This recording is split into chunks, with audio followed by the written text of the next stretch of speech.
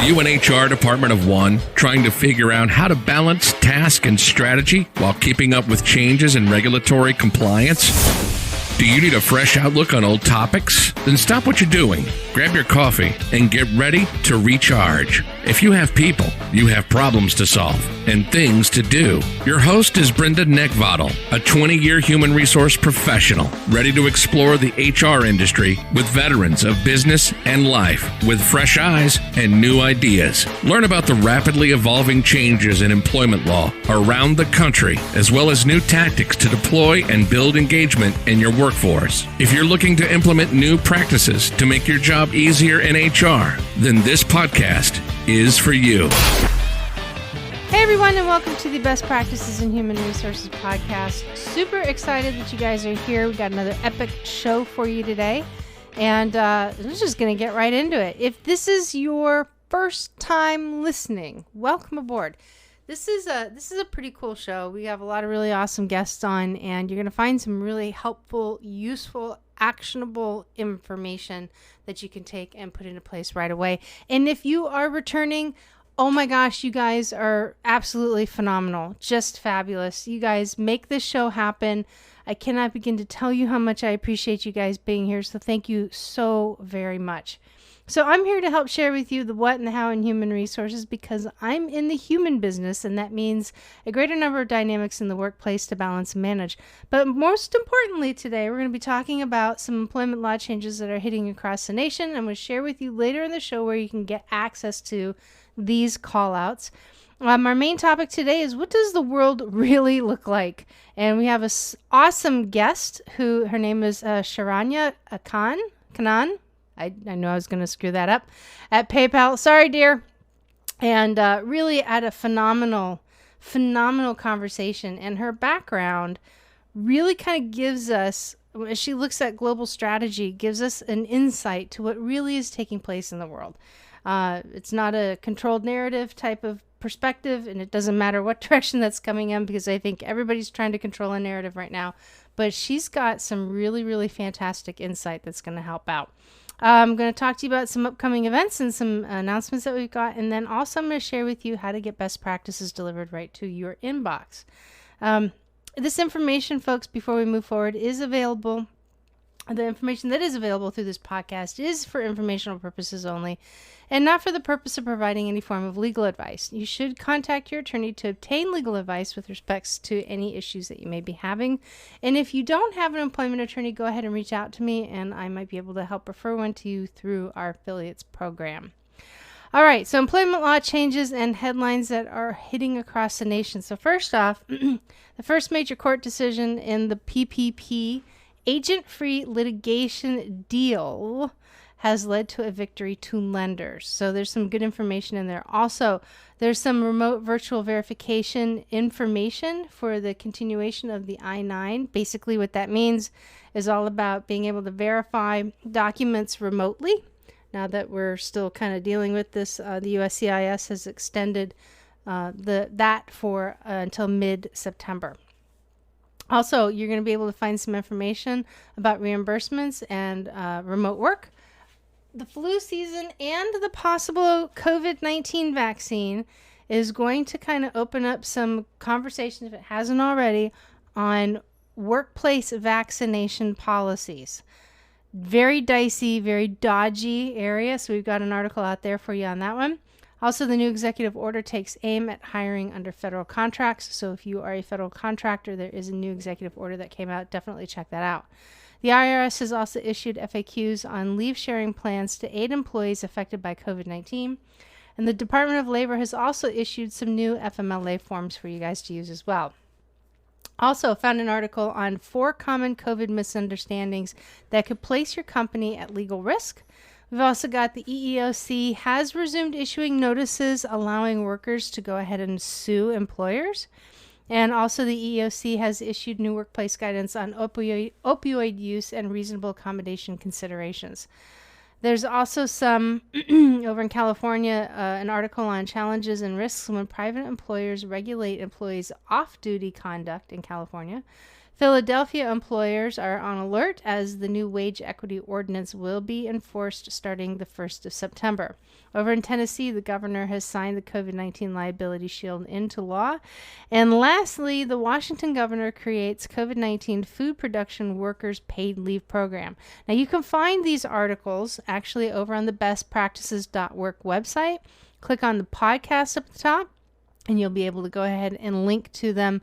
Just go ahead and click them on and link over, and you'll be able to read them up.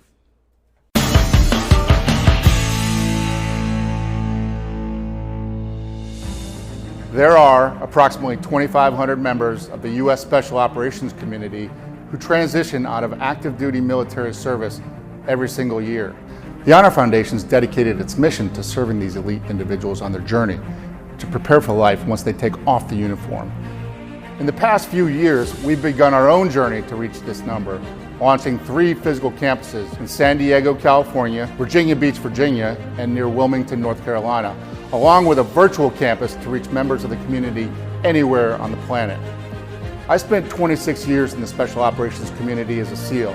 I graduated from THF's program, I served on the board of directors, and now I'm proud to lead this organization into the future to continue assisting these transitioning service members and their families.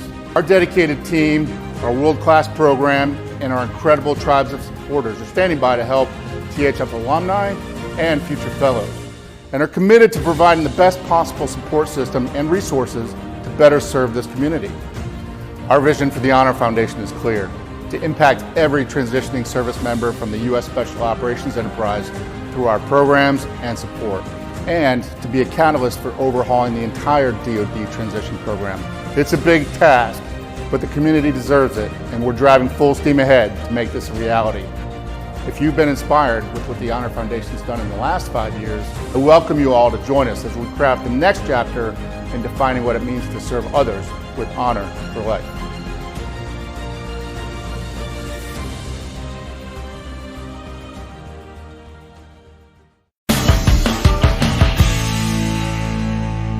Today, folks, we've got a very awesome visitor, guest on the show from PayPal, actually.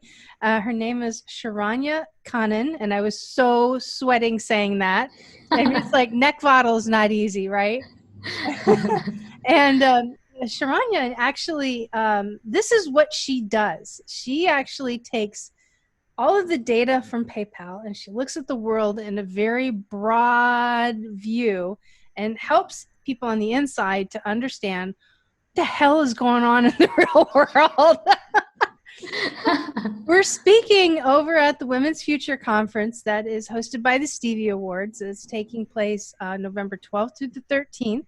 It is a virtual event. It originally was supposed to be held in Las Vegas, but as we can know, that's not going to happen. So anyway, welcome aboard. How are you? I am doing well. How are you, Brenda? I'm good. I'm excited to hear what you have to say about what's really going on in the world. So, yeah. I'm really excited, but I first wanted to compliment you on saying my name right. Oh! Thank you. I appreciate that. I guess it helps having a difficult surname, huh? Yeah, I'll take a victory any day. What to me, it might be small to you, but it certainly is colossal to me. So I'll take it. Great. So tell us a little bit about what it is that you do over at PayPal with global strategy. Yeah. So I have about 10 years of experience working on strategy. I've worked in different markets across the world, like South Korea, India, and now the US. So specifically at PayPal, I work on understanding, what are macro trends in the economy, how the world is really changing on a day-to-day basis, what are consumer preferences like.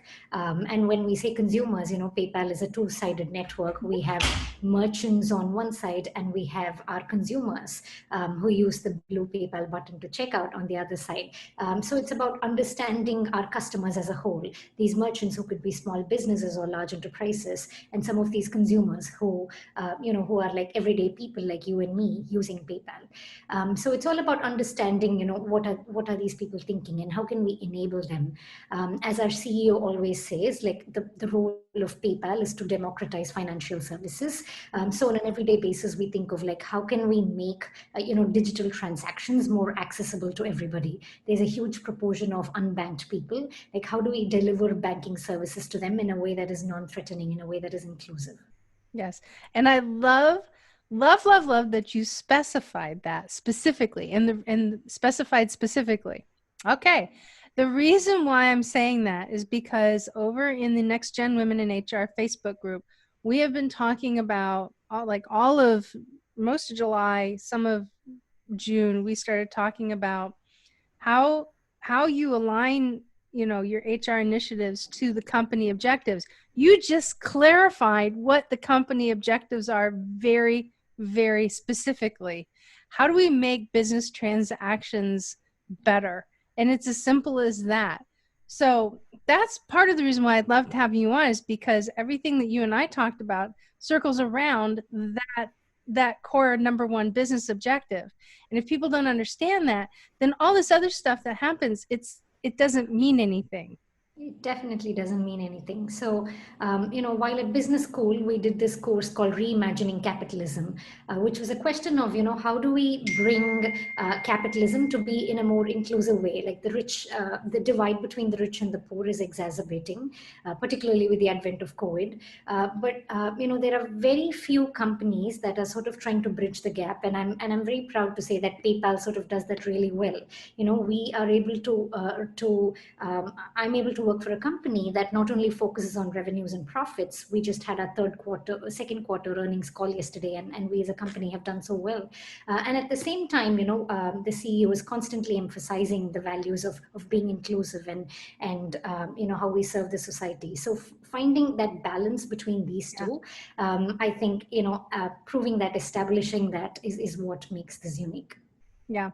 And what's unique about having a strategist in seat like you is that you don't have tunnel vision, because you're not looking at it through the eyes of one particular department or one particular project.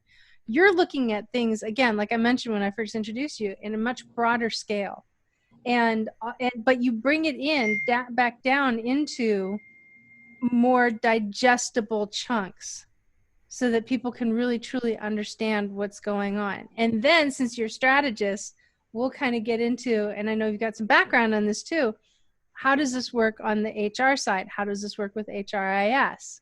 And typically a lot of people that listen to the show are, HR person of one, or they, very small teams and departments, but we have a lot of people, believe it or not, that still listen, that come from larger enterprise. So this is really unique information. That's why I'm so excited about it.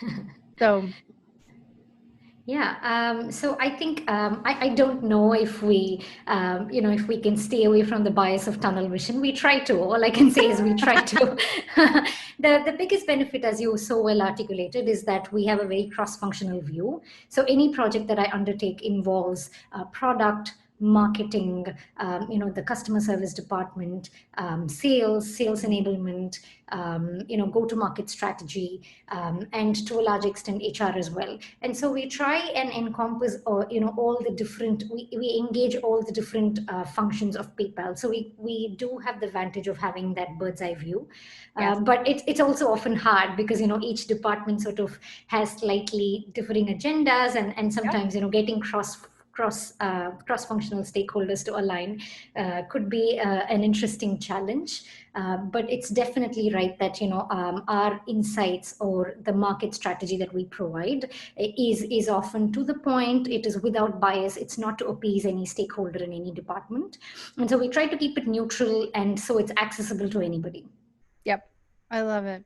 So this is a lot of what we like. So when you go for your, this isn't for you specifically, but this is for those that are listening. So like when we go, if you've never been formally trained in HR, if you don't have the background in the education and you're learning on the fly, which a lot of people do in this industry, a lot more than I think people realize, is that when you go for your certifications, they're always constantly talking about aligning company strategies, HR initiatives with company strategies. And this is, so just, for those who are listening, just prime yourself to keep thinking that everything that you can take away is going to give you an understanding of how to align your HR initiatives to company strategy, because that's where you're coming from.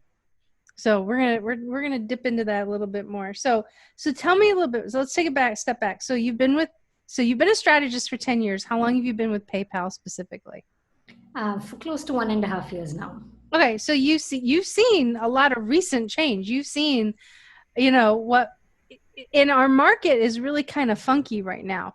We came into this whole weird situation that we're in, right, with the COVID-19 and all this, coming out of a strong market, which meant that we had a very strong economy. And the economy seems to be holding up, even though there's a lot of fear that's being printed about how the economy is not doing so well. But a lot of people have just figured it out. And I'm going to safely assume, and correct me if I'm wrong, PayPal's position has increased because so many things went virtual so quickly. Yeah, that's correct. We have always been big believers of digital, and particularly with COVID, I think we've, being able to enable consumers to shop from their home has been the strongest value proposition. And we also own assets like Venmo, where, now that you're not able to go meet your family, you can still give them money. You can still enable other members of your family and friends by transferring money through Venmo. So because we have this ecosystem of a digital wallet where you can buy things, you can send money to friends and family, we've been enabling people to carry on with their lives to the extent that they can, given that the shelter in place and all the COVID warnings. So definitely, PayPal, the growth has surged since March. And that's the core of our value proposition. Like, how do we enable our consumers? And so to your point of what impact does this have, on the organizational structure? It's very interesting. So the last 4 years, 5 years ago, PayPal sort of became this independent company, separated from eBay just before that. And so for about 5 years now, the company has been in a growth trajectory. And when a company grows so strongly, which is driven by strategy, where we're constantly thinking of, what are the new avenues, where do we go ahead from here, the organizational structure and alignment becomes very critical to enable some of that strategic vision. So given that the growth we're having, yes, obviously recruitment has a very important component to play over there. So at least with respect to the market research and the strategic insights team that we are, we've certainly upped our hiring process. A great deal of highly qualified candidates are now increasingly interested in working for us. And we also find that as the business evolves, as we acquire new assets. So we recently acquired Honey, before that we've had a slew of successful acquisitions like Zoom, which is an international money transfer service. So with all these different acquisitions, we find that there's a huge component of HR enablement that comes along with it. As a strategist, I don't directly deal with that, but to your point, we have that bird's eye view of what's happening across the company. And so simple things like PayPal is this two-sided network. So we have this merchant team, we have this consumer team. So realigning our product team to make sure that people tag themselves to either merchant or consumers, and having those two distinct large teams in the product organization. That was a very interesting organizational enabler that has spurred a lot of growth in PayPal. And similarly, we've been facing a lot of competition in the payment space recently. So enabling marketing becomes critical. And so, HR had a very significant role to play in terms of amping up our marketing team, in terms of figuring out, what sort of marketing do we need? Do we need brand brand marketing? Do we need digital marketing? Finding those trade-offs and hiring the right people to lead those new challenges. So a lot of organizational changes happen, especially when a company is growing at this pace. And definitely, so I see strategy and HR being very tightly aligned. So I think it's really important for a HR leader to sort of constantly be plugged in to what the strategic growth of the company is. So it's not just about like hiring resources, but also about, restructuring the organization in a way that can enable people to function quickly in a very agile way. Yep. I love it. What have you found so far from what you're just talking about? What has been the most exciting thing, would you say? Definitely the growth trajectory of the company has been exciting. But for me personally, the kind of people I work with PayPal has been extremely exciting. I work with a high performance team, and they're also extremely nice people. So there was this conventional wisdom that smart, you have to be arrogant to be perceived as smart, and I just see that wisdom getting annihilated in this world of tech, where you have to be nice and you have to be smart, and people are it's great when people around you are supportive and encouraging, and they enable you to be the best version of yourself every day. That's awesome. Now, when we first talked in preparation for this interview, you had said something that was really great. And I asked you probably, I don't know if you remember it or not, but I'm going to ask you again. You told me the story about how it was that you made the decision to come to PayPal, and there was a really big reason behind it. Do you recall that conversation? Yes, I do. You're kind of like on the witness stand here right now, right? Do you recall that, ma'am? But it was an awesome discussion, because it goes back to the point of, companies will be successful in this weird job market right now if they brand themselves as an employer of choice. And what you said just completely resonated with that. So I would love it if you need a hint, I can give you a hint. Let me attempt it, because there's okay, just go one for story it. in that story. I've been hanging on to it for 2 weeks. So before PayPal, I was working with this strategy consulting firm called the Boston Consulting Group, BCG. They're a leading strategy firm. And I was working for their Boston office. And so I wanted to move to the warmer West Coast when I interviewed with a couple of firms here. And so PayPal was one of my offers. And when I was choosing between some of these offers, my manager at PayPal, he came to me and said, look, I know you think PayPal is not fancy or attractive like most other shiny brands out there, but guess what? It's a great company. It's in a great growth trajectory, and we'd love for you to come on board and steer some of this growth. And that pitch was just so appealing. I think Sheryl Sandberg, in her book, she talks about, if there's a space shuttle, you just get on and you don't ask where the destination is. You just hop on and you hope for the best. And so that's literally what I felt when I joined PayPal last year. And it hasn't been a disappointment at all. No. You also praised the CEO's view and some of the things that he communicates. Do you recall what that was? I'm always in praise of the CEO. Like, I adore PayPal CEO, just like everybody else at PayPal. He is a phenomenal executor. He brings the right business metrics, and he also has the right economic lens with which to view, and the right perspectives around how do we include the underbanked, or how do we serve minorities. And so he's constantly cognizant of these things. So there are like 100 examples. I don't specifically recall the one thing that we might have spoken about last month. That's okay. You pretty much nailed it right there. It was what I wanted to just reiterate was that when you have an employee that is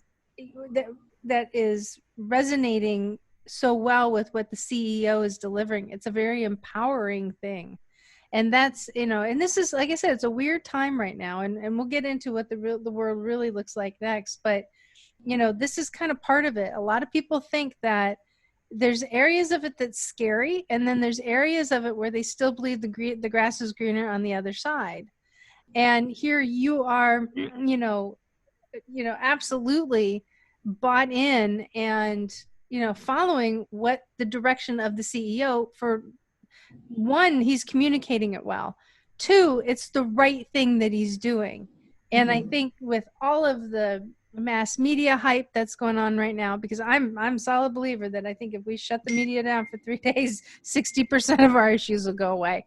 At least it'll feel like it. We'll get a respite. But that's the thing, is like, it's true leadership that's coming out. And from the perspective from an employee, for HR people to hear that, because all we're dealing with the problems, it's a great refresher for us. It's a breath of fresh air for us to hear, man, we got somebody who's out there that really likes what they're doing. This is awesome.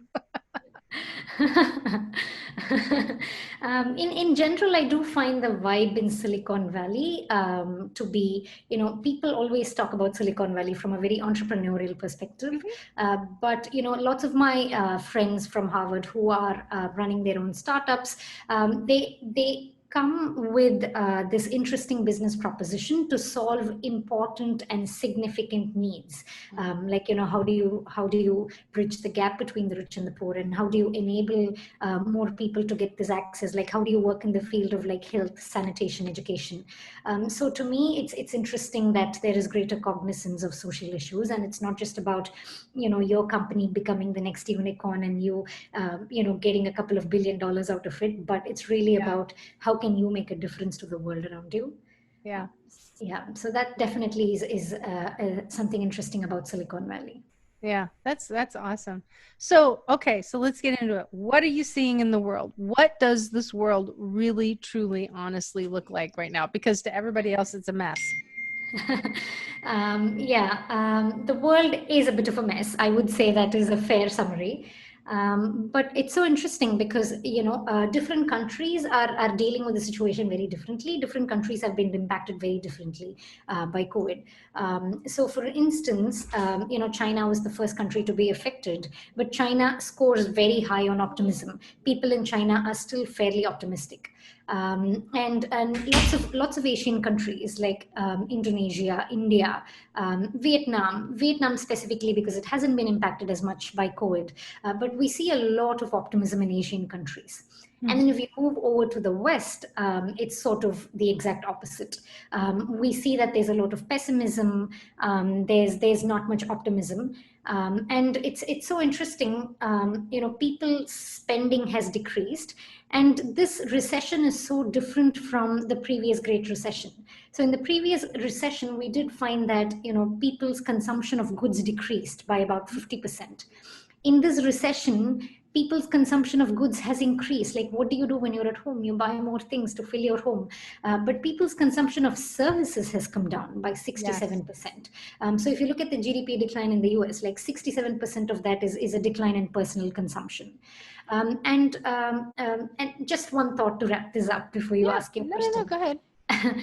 It's what is really interesting is most of these in-person services are offered by small businesses. Most of these in-person services are offered by people who are not the richest.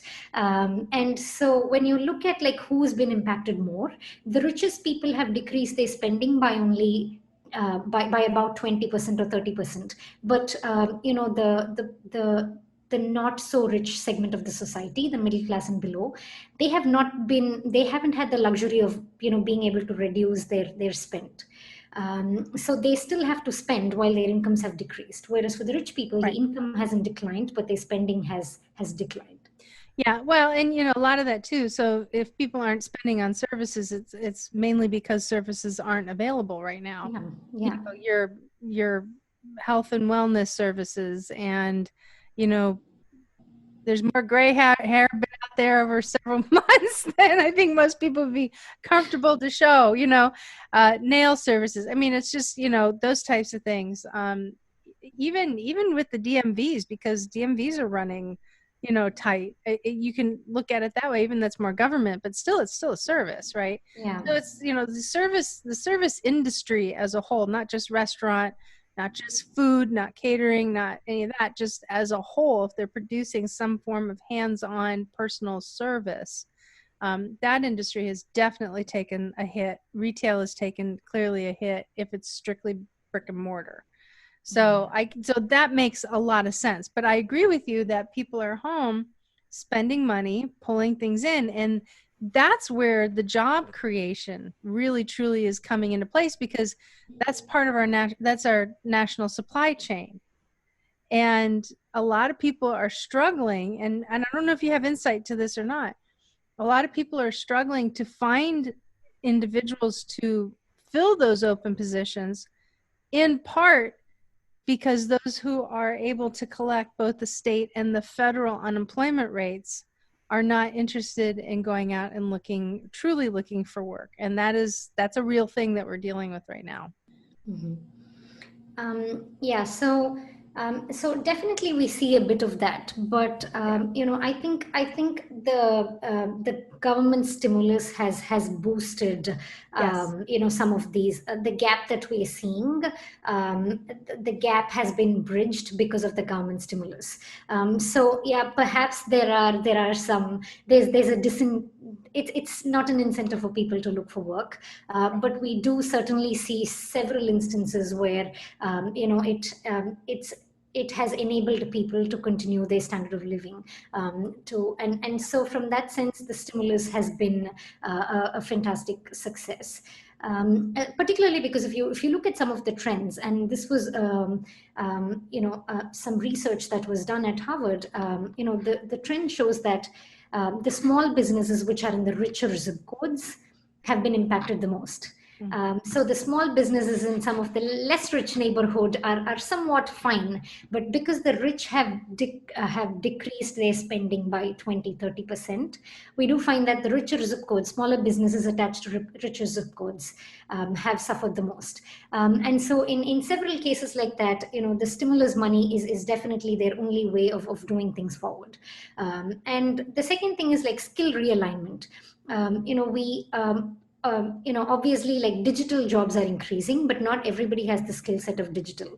PayPal enabled several businesses to go online, set up their store online, enable digital money transactions, but not everybody has that capability or the means or the awareness to do that.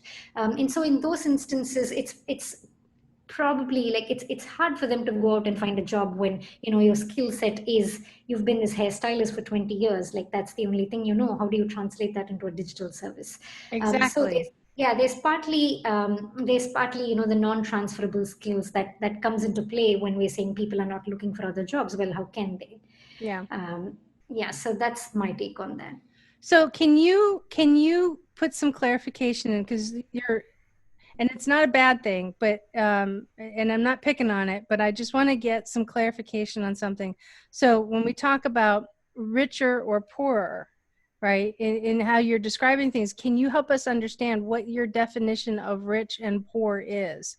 Because those are hotly contested words, and they're trigger points that are used in political mainstream media. And for the sake of this show, I want to make sure that we have an understanding. Are you talking about the true wealthy, which is the top 1% of the country, or are you talking about those that are, acquiring a certain amount of wealth or earnings, or like how are you just so people understand where you're coming from when you use shorter words? Yeah. So typically when we say rich, there's an income based classification, right? So typically in the United States, people with an income of 100 or 120K, above that, we call them as rich, and anything below that would fall under different levels. People who make less than $30,000 or $20,000 per annum will fall under the category of being in the lowest strata. So there's an income based divide, but specifically for this study, which analyzed the richer zip codes versus the less rich zip codes, it was based on how the property values at different zip codes. Gotcha.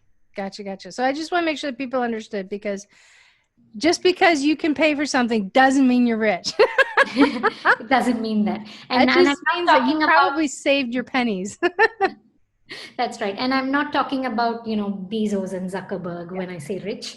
I'm speaking about, the general income based classification here. Yep. No, that's fine. And that's why I wanted to get that up, because also somebody who's making $100,000 a year really truly isn't quote unquote rich.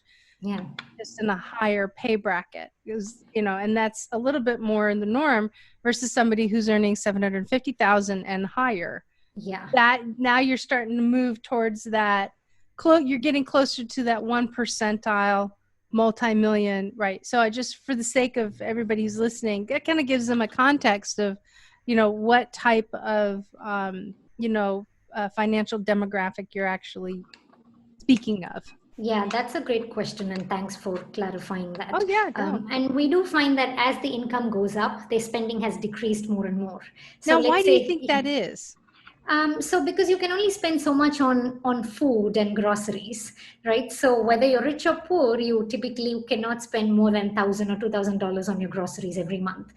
So if you are in the 1% or the top 10% of the population, you spend a lot of your money on Europe trips and luxury rentals and Airbnbs and weekend trips, and with all that coming down, you do find that every human being can only spend so much on groceries. So Sure. given that the income decline is high, it becomes the expenditure decline becomes higher and higher as you move up the income strata. So your valuation and what you're seeing too, and what's really going on, is that those that have a higher stream of income, your valuation is not just on personal and luxury items; it's on the basics and the staples and all that good stuff too. Okay, so that makes a lot that's of where sense. everybody's putting their money in right now. It's just essentials. Everybody's putting their money only into buying essentials. Perhaps a little bit of furniture for their home, office chairs and printers at home. But really, everybody's just buying essentials or entertainment at home. Yeah, that's very interesting. So much you can buy. Yes. How Not many? like you can, just 40 bottles of jam. Yeah, you can only have a bowl of cornflakes, I guess. Yeah, that's very true.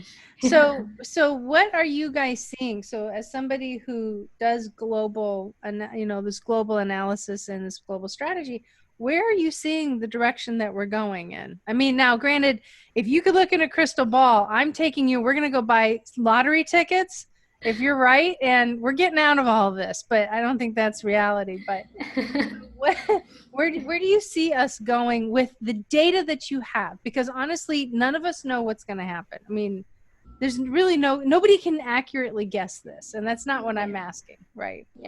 Yeah. So my take on this, and only time can tell if my assumptions are right. So we have data to say that digital transactions are here to stay. So on an average, digital transactions were growing 3 to 4% year on year in the US. And we did see, because of COVID, we almost got a 12 to 15% one-time boost in digital transactions. Wow.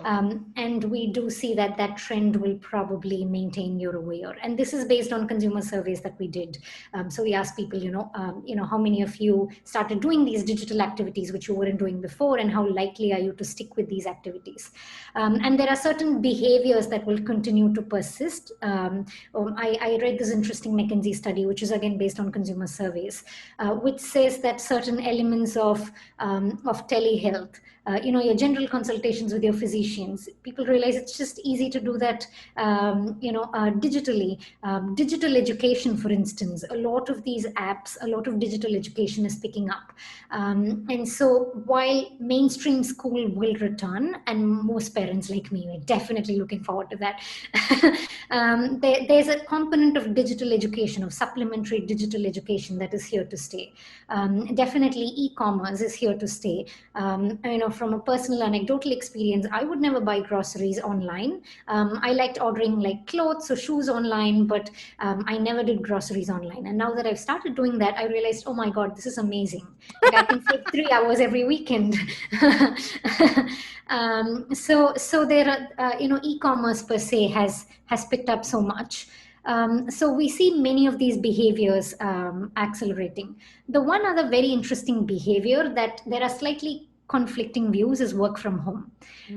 So there is a general thought that the commercial real estate will probably come down. Businesses are figuring out efficient ways of working remotely. I remember when in person, PayPal had this large campus with several buildings, and one meeting would be in one building, the other meeting starts exactly on the hour in the other building. And I remember running from one building to another, making sure my access card works, trying to find the new conference room and going there. And only only to figure out that I left my laptop charger behind and my laptop jeez. power. So You need one of those pneumatic people tubes like they do in the Jetsons. Yeah, you just go in it and just sucks you right into the other buildings. Yeah. Just like that. And trying to figure out the the VC equipment where you're trying to plug in your laptop project and the projector doesn't work and all of that. Now it's just so easy where I plug into Zoom or Microsoft Teams and I'm sitting in one place, and the middle of the day I enjoy lunch with my family. I work again, and so there's definitely an aspect, like lots of people who are surveyed say the aspects of office work that they miss is just being able to run into people, like have coffee, like that social element of work is what they really miss. But from an efficiency standpoint, there hasn't been much of a loss. And so I think previously the work day, at least in the West Coast, was like Monday to Thursday you work and Friday was work from home. And I think that it'll be interesting if the workplace evolves to be Monday to Thursday you work from home and Friday you're in the office to just socialize, meet people, grab a cup of coffee. Yeah, you have to make those connections. Yeah. So you sort of go to work for connections, and you are at home for efficiency. And I think people are struggling with work from home efficiency only because of one thing right now, that their kids are at home and they're responsible for educating their kids. Once schools reopen and when it's safe too, and once your kids are at school, I think work from home would definitely, I think there's a lot of efficiencies to it, which will be unlocked. Yeah, that's wonderful. So what are you looking forward to for the future for what it is that you do? New data, I'm sure. So one thing that I've been really smitten with is behavioral science. Trying to identify human biases and how that factors in when people are answering surveys, when people think about the future, when people think statistically. So there's a lot of work. Daniel Kahneman's Thinking Fast and Slow really speaks about how a brain has two parts, system 1 and system 2. Mm-hmm. System 1 makes those quick decisions, impulse-based decisions, which is a lifesaver at times, but could be so tangentially, diametrically opposite at other times. Not in others. And then you have your system 2, where you do that deliberate, slow thinking, and it's so time consuming. It consumes a lot of energy. So, your brain wants to conserve energy. And so it tries to avoid that as much as it can. And so applying that science to the arena of consumer behavior and trying to, understand what consumers are saying, but beyond that, trying to think of what consumers are doing beyond that. So we have a lot of information on consumers. And so we map that to what people are saying, and often these two don't match. They don't often say what they do. And so trying to identify those gaps and why those gaps happen. And people are not lying. They honestly believe what they say, but they behave in a very different way. So trying to bridge the gap between what people say and they do, I think, is a really interesting area of research. And big data is the other big thing that's happening in research. Like, we have so much data, especially digital commerce. There's just so much data out there that we can tap, and there's so much that we can do in terms of, identifying trends and how do we support the underbanked and all of those. Well, that's awesome. Well, thank you so very much for joining us. This has been great. This has been enlightening. Thanks for inviting me, Brenda. I really enjoyed this, and congratulations on your podcast winning the Stevie Awards this year. Thank you so very much, and I look forward to working with you at the Women's Future Conference coming up. That's going to be great, even though it's virtual and we won't see each other in Vegas, but still, it'll be a good time. Yeah. Interestingly, speaking of behavioral changes, the virtual conferences are actually pretty interesting. I realize I'm able to do a lot of conferences in a cross-country way, which I couldn't do earlier. So as much as I miss the energy of being in person, this has been an interesting change. It is. I love the actual travel aspect of it. I like getting out of my environment and going to a different one. Oh, yeah. That is something I definitely miss. I totally miss that. Yes, I do too. So a lot of people are they don't like the hustle and bustle of travel. Man, I am packed a week before I have to get on an airplane because I just love the whole experience of flying. I always have, start to finish. So I do miss that personally. Well, when I was a consultant, I flew out every Sunday and I would fly back again every Thursday. So I don't miss flights as much. after doing that for 2 years. But but I do miss human connections and Yeah, standing in front of a crowd and just the energy that you derive from that. Yeah. that's awesome. Well, thank you so much again for coming on. I do appreciate it. Yeah, thanks, Brenda, for hosting me. Look forward to seeing more of your podcasts. Absolutely.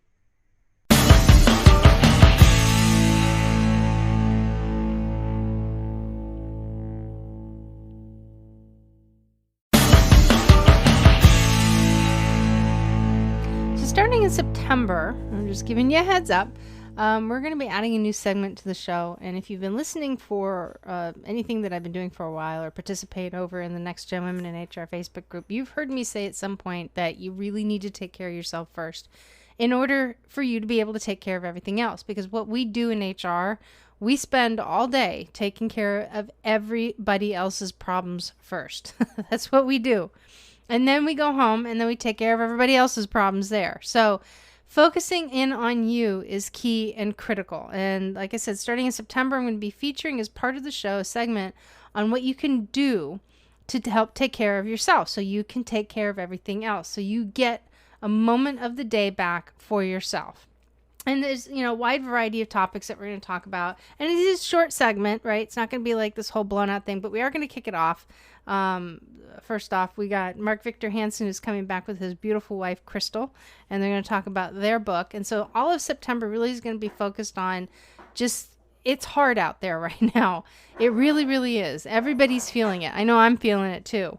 But I've been making some changes, and it's helping me get through all of this craziness that is going on. And some people are referring it to the new norm. God, I hope not.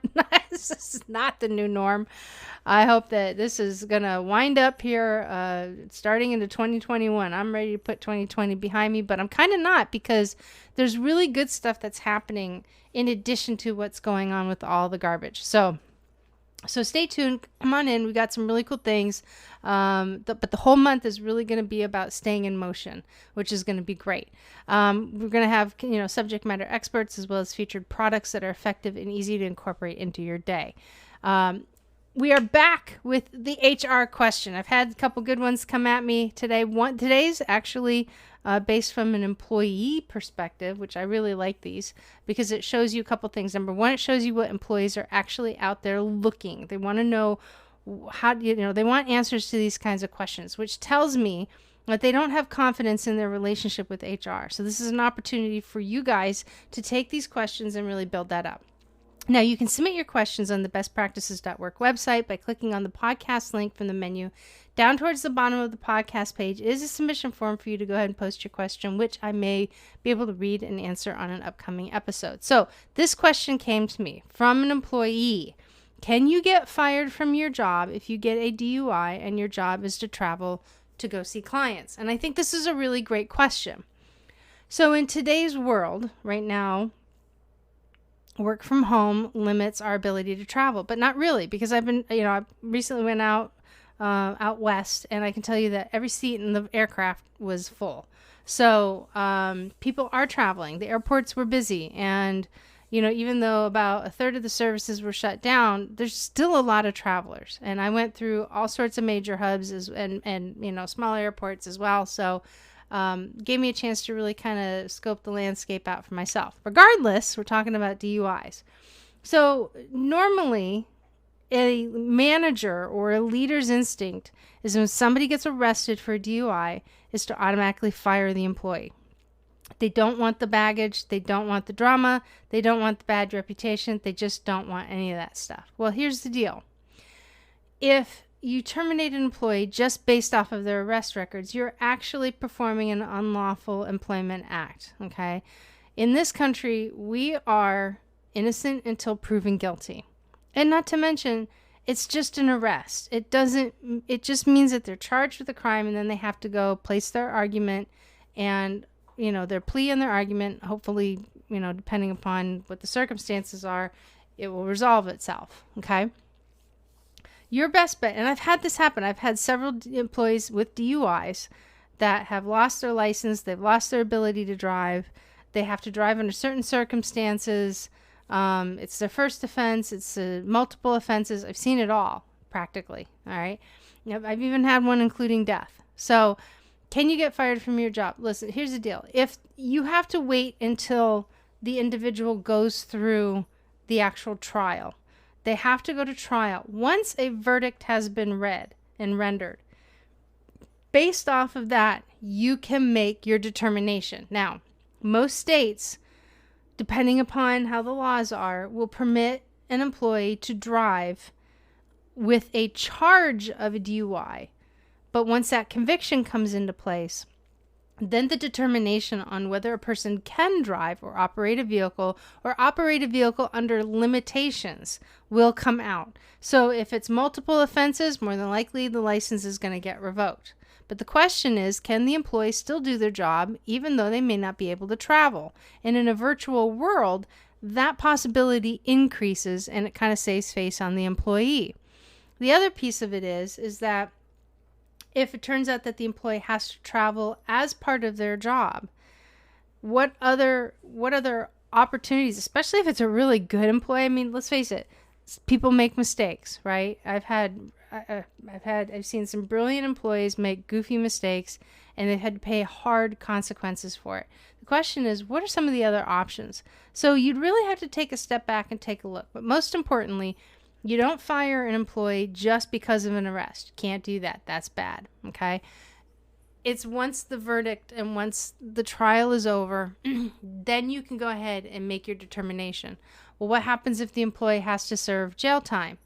Well, you know what? Then they're clearly not able to report to work. And depending upon the length of their sentence, if it's something where they're going to be out for 2 weeks, well, you know what? Take a look at the circumstances and determine, can we put them on a leave of absence? Do they have PTO? Can they just go ahead and do that? Return to work if it's a nonviolent crime, or if it's not in a situation where it's putting your workforce at risk or at harm, then you know what? Compassion, we kind of need it right now.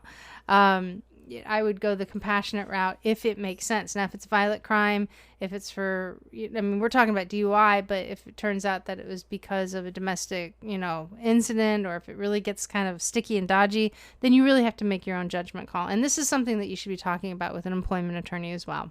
Okay. But if it's something to where they have to serve a significant amount of time, and I mean like greater than 30 days, then you guys have to determine whether or not this person is capable of reporting to work. And if it turns out that that's just not going to happen, and if your employment attorney says, yeah, well, you're in a position where you can separate, you have to make that determination. But remember, what you do, you set precedents. So what you do for one, you do for all. So this is something that you really have to thoroughly consider. It's not something that personal judgment can take over. This is something you guys have to really look at from a legal aspect, from a moral aspect, from a cultural aspect, and also from setting your own company precedent. So that's an awesome question. I'm glad that came my way today. Thank you so very much. So over in the next Gen Women in HR community, we are starting to focus in on some additional learning and inviting you in to come join us. We have real conversations in real time with real people, and they're awesome. They're an awesome group of people. And with everything that's been going on this past month, there's been a slight disconnect, but you know what? September's ramping up and we're just going to absolutely crush it over there. But what we really, really need right now is real. We just need real. And it's time to stop absorbing information and start talking about it. We're well over 165 members now. We're knocking on the door of 170. And we're just growing strong, and we're growing. That's a big thing. So jump in, join the conversation, enjoy the group, really, get a lot out of it. We've got a new session coming up looking at how to prepare for Q4 and the end of the year. So if you'd like to, learn some best tips and tricks, come join us, sign up for that. It's a free webinar. But when you join the group, you have to answer the questions. If you don't answer the questions, this is our way of determining whether or not you are an individual who is serious about coming into the group and really investing time into the work. And if you're not, then, we love you, but we're going to pass. So if you'd like to connect with me, you can find me on Instagram and Facebook at Best Practices in HR, where I give general updates with what is going on in the HR world. Over on Instagram, you can find me again over at Brenda the HR Lady, where I share a little bit more about what I'm personally up to. And if you'd like to connect with me professionally, you can find me on LinkedIn at Brenda Neckvatal. That's Neckvatal. Over on YouTube, I've been building a library of videos that you can find me over there as well, using my name. And I also co-host another show, which we are kind of recalibrating due to some technical challenges we seem to be having. But it's called The Real HR Show, and it's something that I co-host with the evil HR lady herself. Her name is Suzanne Lucas, and she's written over 1,000 articles for Inc.com. Very, very smart lady. Lastly, you can also jump on the website at bestpractices.work, where you can read up on the new updates I called out earlier in today's episode. And this is something that I decided to add so that you guys can get access to this information versus trying to figure out how to go about finding it. So simply visit the bestpractices.work website and click on the podcast link. And again, you can go ahead and get this week's articles. Also, while you're there, click on connect at the top of the page and get my best practices delivered directly to your inbox. And folks, thank you again for yet another epic episode. Great conversation. Y'all, look, if you're feeling like I've been feeling lately, that you're just stuck, stay tuned for September, because September is all about staying in motion. We're going to talk about grit. We're going to talk about how to take care of yourself. We're going to talk about ask, which I can't wait for you guys to hear that interview. We're going to talk about Mark and Crystal's new book, Ask, and that is really how to call forward the things that you want in life and make those things happen. So you guys rock. You guys are awesome, and looking forward to next week.